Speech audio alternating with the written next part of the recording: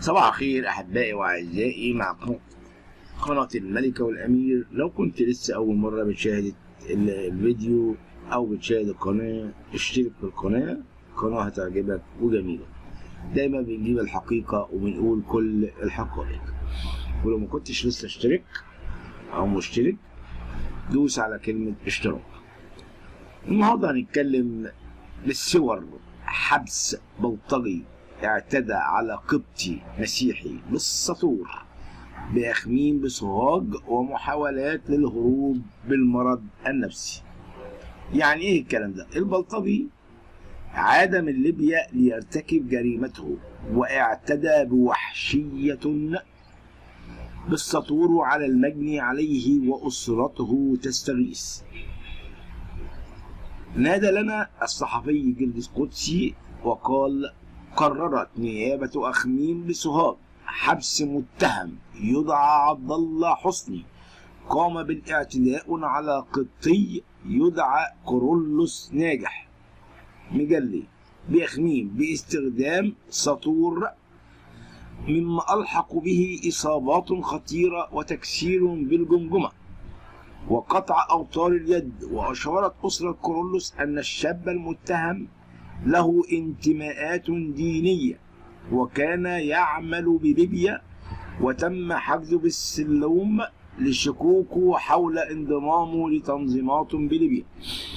وكانت مستشفى سوهاج الجامعي بسوهاج تلقت مصابا يدعى كورولوس ناجح مجلي من قرية عرب مهدي مركز أخميم محافظة سوهاج، مصابا بعدة طعنات بواسطة آلة حادة وحالته الصحية غير مستقرة. وكان اللواء محمد عبد المنعم شرباش مساعد وزير الداخلية مدير أمن سوهاج قد تلقى اخطارا من مأمور مركز شرطة أخميم يفيد بورود بلاغ من مستشفى سوهاج الجامعي بوصول مصابا غارقا في دماءه وبه عدة طعنات متفرقة بالجسم وحالته الصحية غير مستقرة على الفور.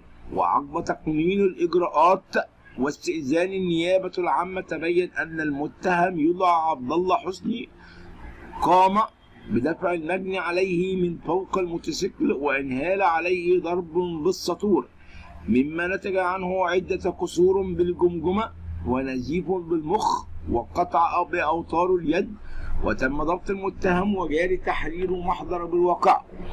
وقال مدحت ناجح شقيق المجني عليه أن عبد الله حسني سبق واعتاد التحرش والأقباط، وسبق قبل عامين اعتدى على قبطي وتم الحكم عليه بعام، ثم تمت دعوة لجلسة صلح عرفية وتم التصالح وأخذ إقرار وإيصالات أمانة على عبد الله في حالة التعدي مرة أخرى.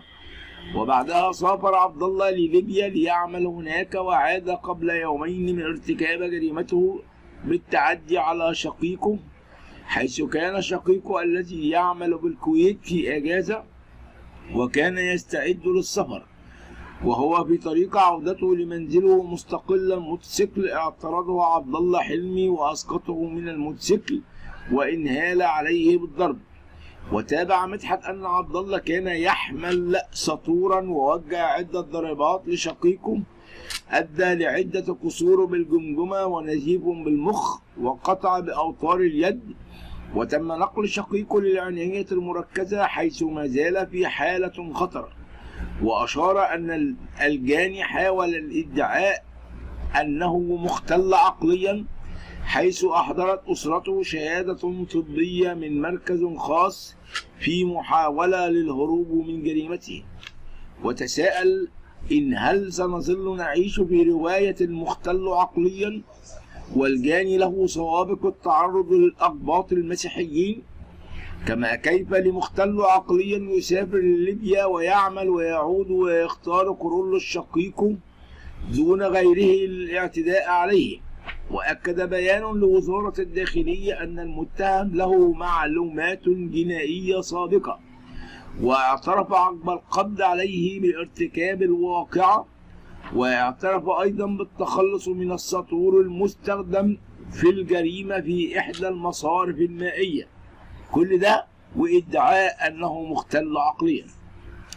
وناشدت الأسرة النائب العام التدخل لرد حق شقيقهم ضد هذا الشخص الذي تم وصفه بالمتطرف والذي يحمل كراهية للمسيحيين، وطلبوا بضرورة الكشف عن الفترة التي عاشها في ليبيا وعلاقته بالجماعة الإرهابية. وأكدت الأسرة أن ابنهم في حالة حرجة ويحتاج لصلوات، وأنهم يثقون في تنفيذ القانون وردع مثل هؤلاء المتطرفين الذين يحاولوا تأجيج الفتنة. ولديكم جميع الصور التي تحزن القلوب. إنسان، شخص به آلام وجروح ودماء يغطي جسده كله. لماذا هذا التعصب؟ ولماذا هذه الفتنة الطائفية؟ هل ما زالت الكراهية موجودة؟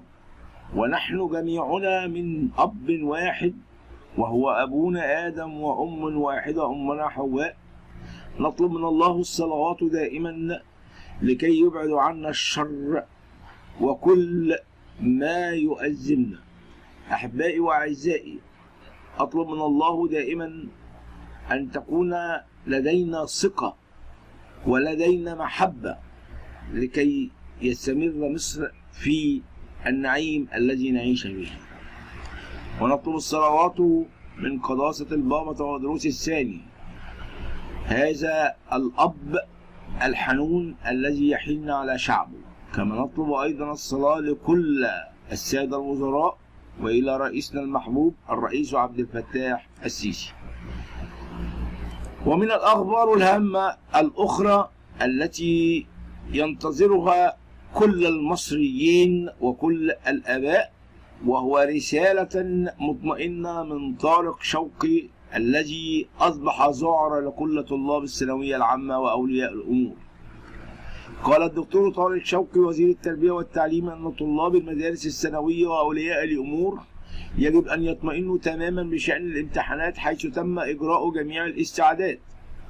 وأضاف طارق شوقي في اتصال هاتفي مع الإعلامي نشأة الديه في برنامج بالورقة والقلم المذاع على قناة تن: امتحانات سنوات النقل تمت بسلام، وامتحانات الثانوية العامة ستجري في نفس الهدوء.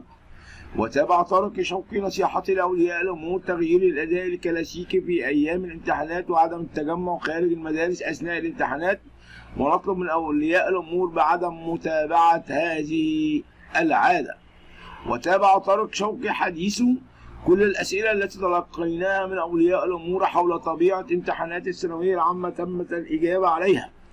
أكد وزير التربية والتعليم الفني أن تحصيل الطالب 50% من علامات الفصلين الدراسيين سواء في الاختبارات الورقية التي تقام في الفصل الدراسي الأول وكذلك في الاختبارات الإلكترونية والورقية في الفصل الدراسي الثاني هو يكفي لنجاح الطالب وانتقاله إلى الفصل التالي.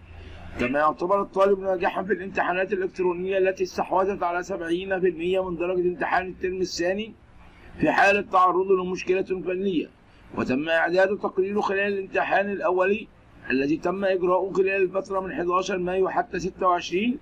أكد طارق شوقي وزير التربية والتعليم الفني أنه سيتم إرسال نتائج الامتحانات الإلكترونية للصفين الأول والثاني من الثانوية العامة إلى المدارس يوم الخميس 9 يونيو الجاري، أي غدا، بعد مراجعتها، وسيتم احتساب مجموع الدرجات من قبل المدارس سيتم الإعلان عنها في الأسبوع التالي.